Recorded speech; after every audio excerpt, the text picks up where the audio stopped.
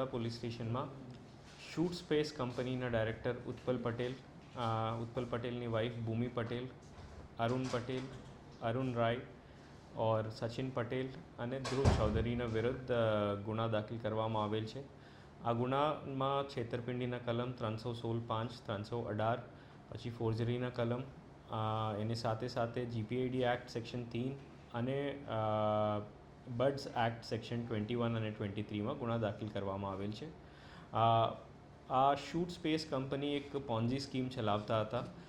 એક TB data પબ્લિકને 33,000 plus GST કુલ માંડીને 38,940 રૂપીસમાં વેચતા હતા અને એક ટીબી ડાટા ઉપર આ લોકો સામેથી 1650 રેન્ટ આપતા હતા દર મહિને.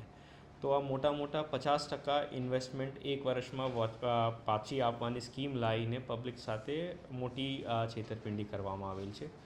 આ FIRની ટોટલ રકમ જોતાં 13 ફરિયાદીના કુલ મળીને 5 કરોડની આસપાસ છે.